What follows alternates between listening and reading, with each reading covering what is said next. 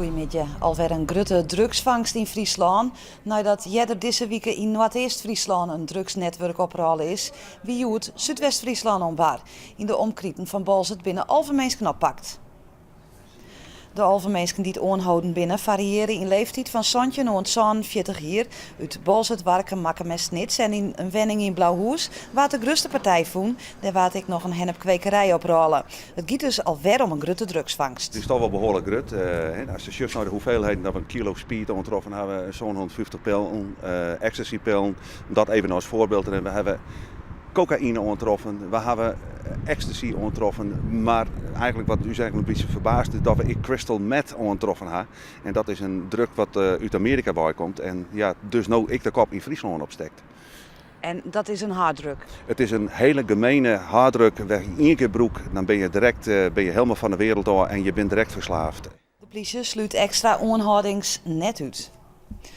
De laatste dag om Christ inkeerpen te dwaan is relatief rustig verroen.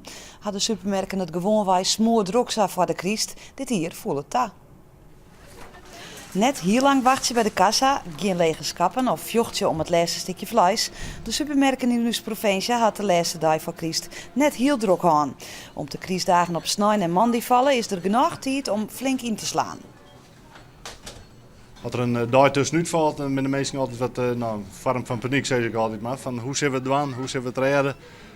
Ken dit, ken dat. Maar ja, dit is eigenlijk van maandag tot de machineur en meestal gaan we alle kansen van om te winkelen. Dus geen paniek. Supermerken hebben wel goed verzinnen onder de crisis. Nevens hadden geen minder mensen uit eten door de crisis. En daar profiteren de winkeliers van. Op de A-zaan bij Drachten is juist de een 39-jarige inwoner van Kudelstaart om het lippen kwam.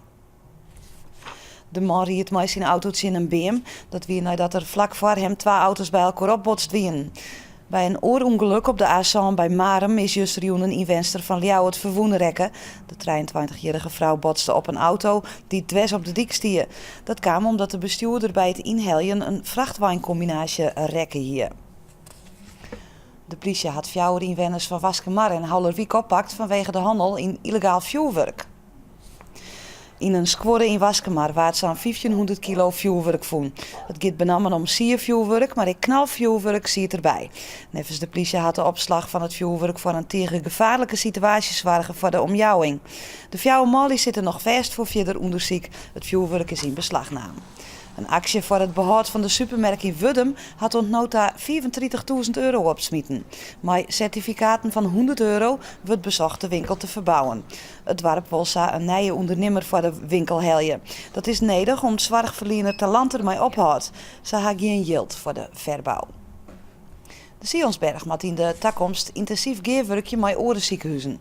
Dat zei PvdA Tweede Kamerlid Lutz Jacobi juster bij een themajoen over de toekomst van het Dokkumer ziekenhuis.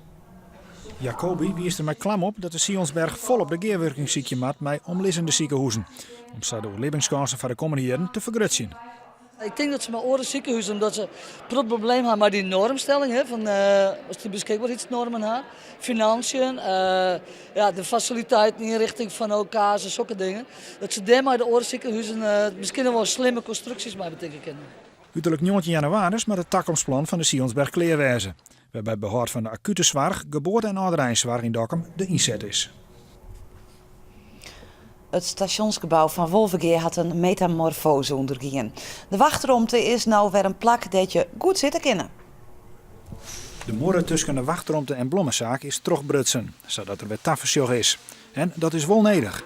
Op een gegeven moment werd de wachtruimte, omdat die wat verloederd en verouderd was, ook echt gebruikt als hangplek. Zag er niet uit. Wat softdrugsgebruik, wat andere gekkigheid, veel hangjongeren. Nou, daar zat gewoon helemaal niemand op te wachten. En dan de doelgroep die we wilden hebben, die hier moest wachten op een trein, die zei nou, ik blijf wel buiten staan, want dan voel ik me niet thuis. De verbouwing is betalen uit een speciale subsidiepot. En er is een ProRail binnen van doel om meer wachtruimtes bij stationsgebouwen op deze wijze op te knappen. Het waren dan daar in besluit Joen en vannacht komt de Rijn. Het wordt 4 of 6 graden bij windkracht 6 en er is kans op windpoesters. Morgen eerst kans op Rijn. Middags is het droog. De temperatuur leidt dan om de 10 graden heen en er staat een krachtige zuidwestenwind. En dit weer het nijs in het kwart aanstom. 6 uur ben we er weer met meer en oornijs. Graag ontdaan.